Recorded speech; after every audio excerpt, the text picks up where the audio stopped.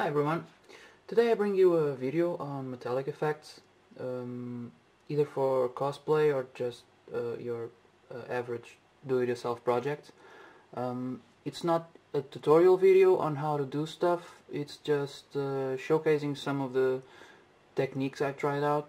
I decided to film this because I often spend a lot of time researching for my little projects, and sometimes what I really need is not a 1-hour video on how to paint, but just the name of a certain tool or skill.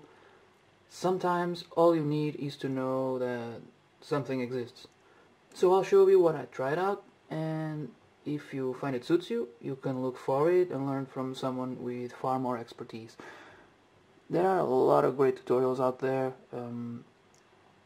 This video is just meant to help you save some time when you're doing your research.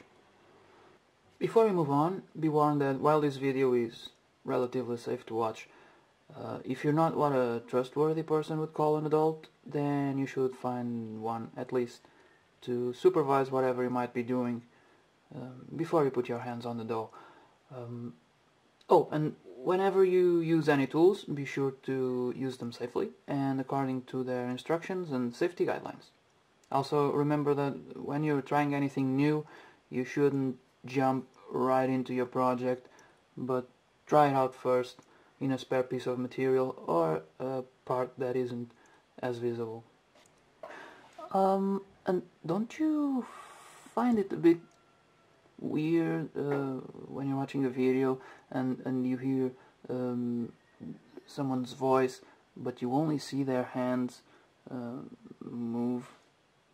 Well, I thought of a solution, and hopefully this will make it less weird.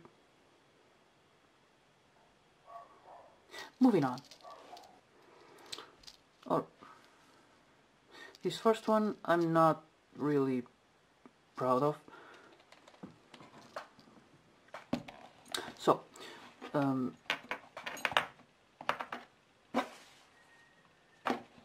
this is wood,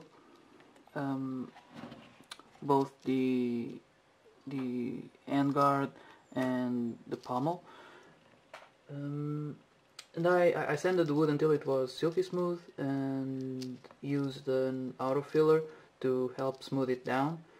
I don't actually have the filler can here to show you. I have something from the same brand. It was a can like this, except it said filler instead of auto acrylic. It just helps get that smoothy metallic texture. You sand it, you apply a layer, then you sand it again, and with a very thin grain sandpaper, and so on until you get a very, very smooth surface. Then I just painted with the cheapest gold spray I could find. Then I stained it with a sorting of brass and copper spray paints. By staining I mean I sprayed it from afar, not actually covering it with a complete layer of paint. The last layer I added was brush painted. It was the Vallejo metallic set, this one. I bought this set. It was cheaper than actually buying just a couple of the colors I wanted, and I know I'll probably use them all sooner or later. So it has a couple of gold tones, copper and silver.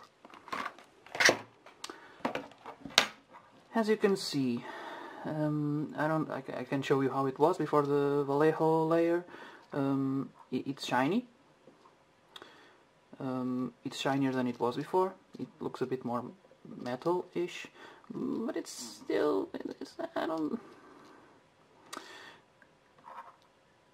it doesn't look like metal. It might be the shape, it might be the material underneath. The pommel, actually, I think it's fairly good. Just I'm not happy with the handguard. Oh, regarding this item, I also painted this Assassin's Creed buckle, and this was printed, 3D printed. It's plastic, but it's reinforced plastic, and this is also important for the metallic effect. If this was just a regular print, it would bend. I tried it. This I applied the same paints. The color of the material was white, but the result is very similar. Also, the scratches both on the wooden bits and this plastic bit help that antique feel. So this was copper, a couple of cheap spray paints, then Vallejo. Oh, and a bit of black acrylic paint. Just put a bit on it, rub it off, just to get on those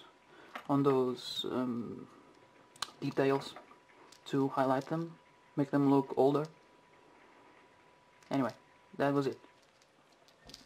Still in the paint business. This was a fun project. The first prop I did just for fun. I had the idea and I made it. No costume in mind. Of course it was later added to a costume, but that's another story. This was a simple layer of paint. Why am I showing you this then? Because this paint saved me a lot of work. I don't know if you can see these bits. Alright, right here. You can see that there.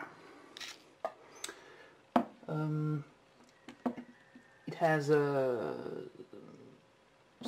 looks more silvery than the rest in some parts, and it just happened.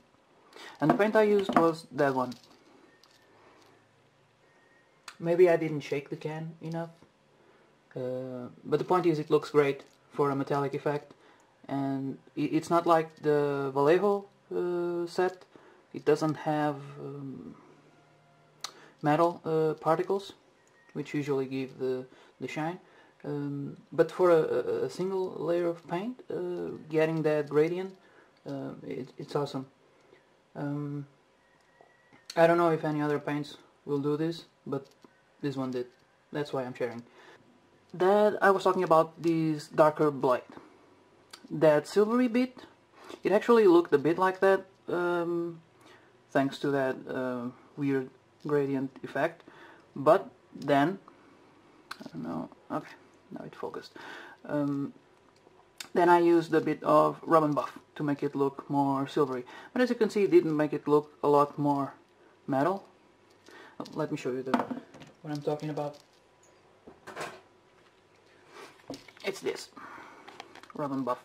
Like the Vallejo paints, it has metal particles. I think this one is silver, and I actually used it in something else. In my Star-Lord quad blasters. I used the same paint, but this is a smooth surface, so I guess that's why I didn't get that silvery gradient effect. Then I just used rub and buff to make it look more metal-ish. Actually, here I used just plain black from the Chinese store, I think, shiny black, and then I used the rub and buff here on the edges to make it look scratched. I use rub and buff pretty much everywhere. Rub and buff is great.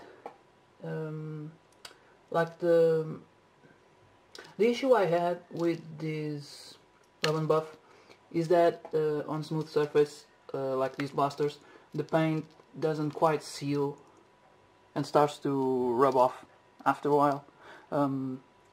You can see that the trigger, I focus. Okay, I think you can see it. I put some rub and buff on the trigger, but with time it just It's just black now. On the sides you can still see it. And that's it for paints. Done with paints. Let's move on to more interesting stuff. One more thing about metallic effects using paints. I found that you can either paint something with a dark color, like that one or the quad blasters I just showed, and then had some silvery paint on the edges, or you can do the other way around, paint it silver and then darken it with some dark paint. There's also rub and buff in black, but it doesn't have the... I don't think it has any metallic bits. Not quite sure though. If you can't find these brands I mentioned, I mean, anything that has metallic bits, those metallic pigments or whatever they're called, will have show a huge difference compared to other paints. But besides that, you don't actually have to order this from the other side of the world. It's just it's not that huge a difference, not a difference that you would care. Alright.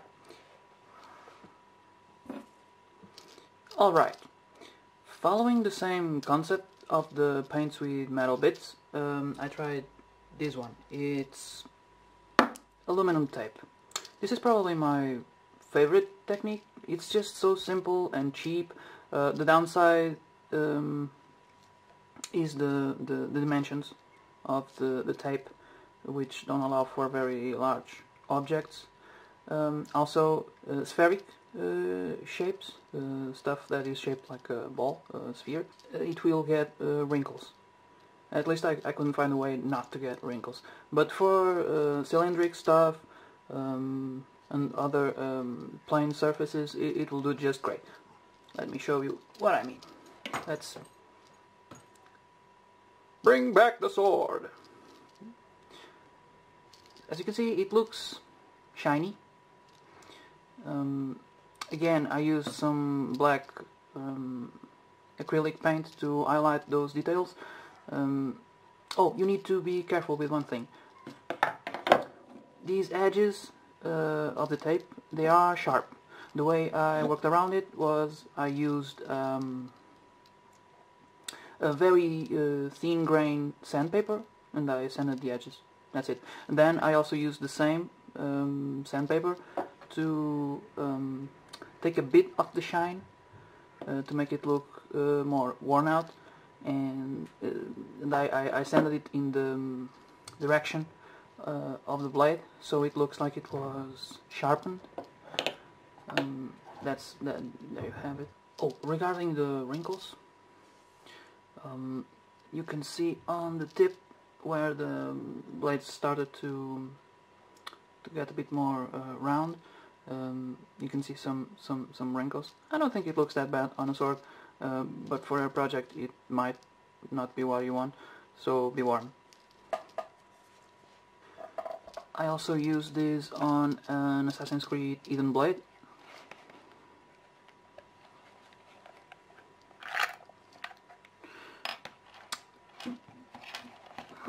This bit is actually aluminum, so as you can see it matches the blade, again with the highlighted details. Actually, to highlight the details you can use any dark color, it doesn't have to be black. So yeah, even this one kinda has some wrinkles on the edge. That's something, well, it depends on your project.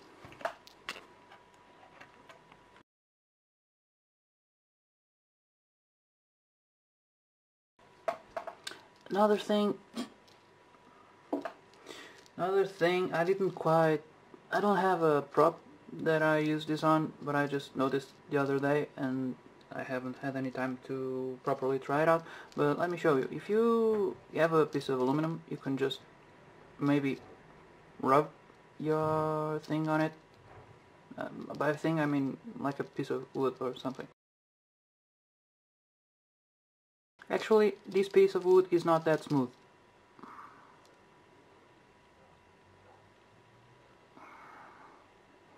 Well, if it was smoother, it would look a bit shinier.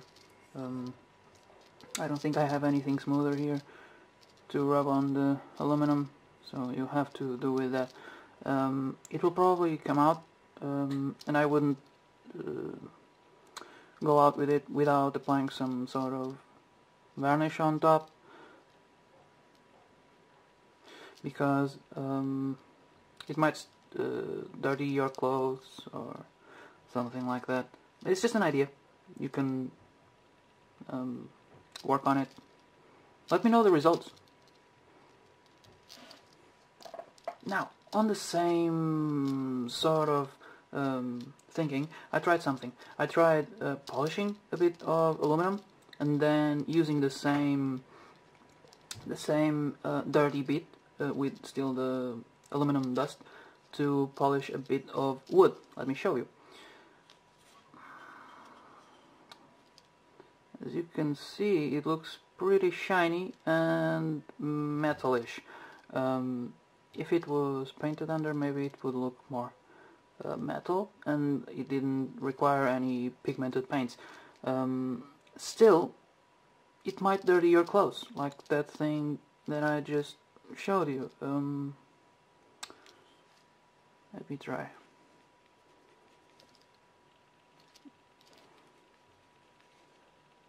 Well, it doesn't come off that much.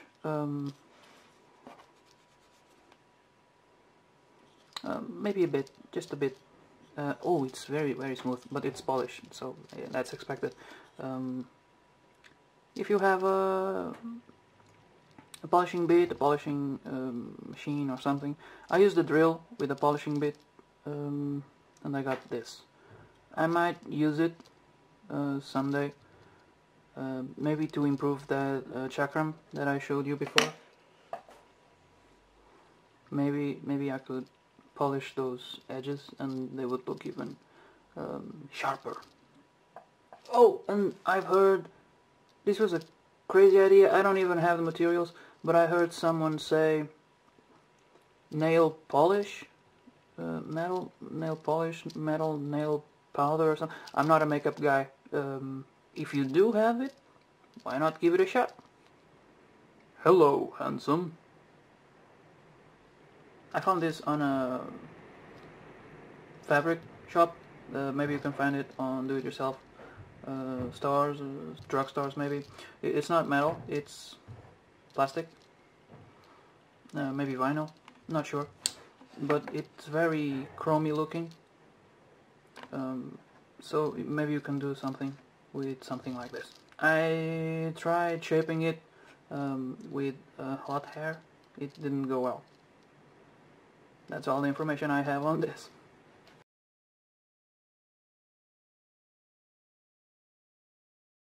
It's very, very realistic. You can't get any more realistic than this.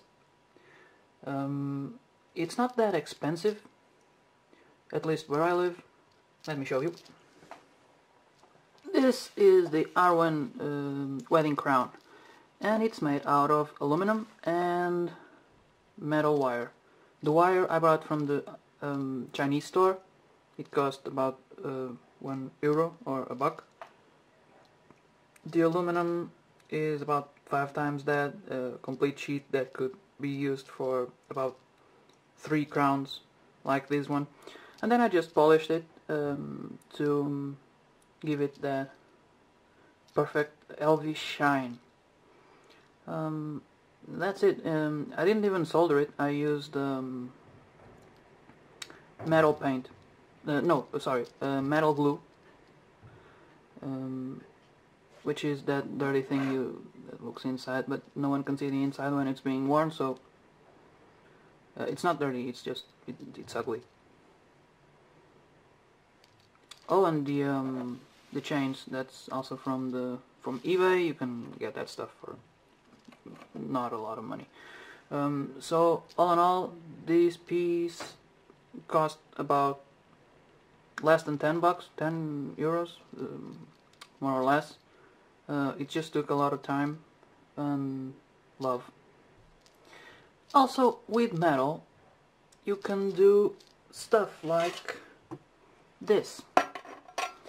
This is called repose, and you can do this with thin metal. I mean, depends on the metal. This I think is 1/3 of a millimeter. Don't go with very thick metal because it will not work that well. This is my failed first attempt. So as you can see, I had to hammer that Assassin's Creed logo, and it doesn't look as smooth as the other one.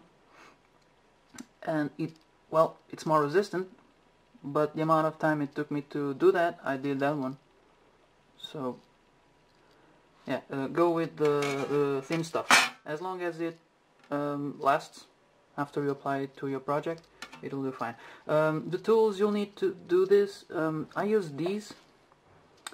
There are more complete kits, but you can also do this stuff with you can improvise these tools with stuff that you might have.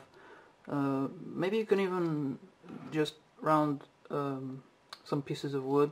If it's hard enough, it might last enough for you to complete your project.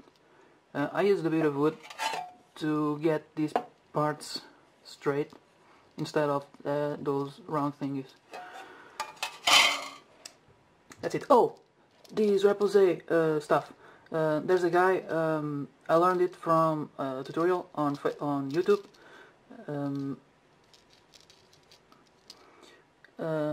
David Guyton, I think. He has a channel, Armor Templates. I think that's it. Go there, he teaches you very, very well. I guess that's it.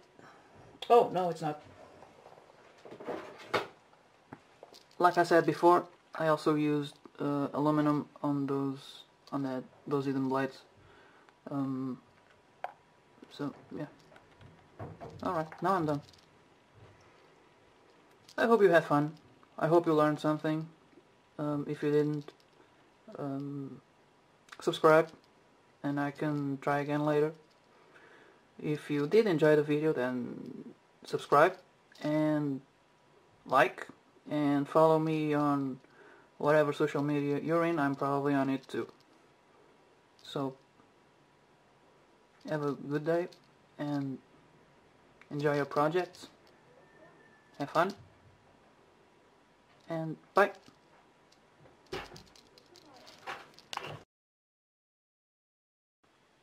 Oh my god, I've got the voice of an angel.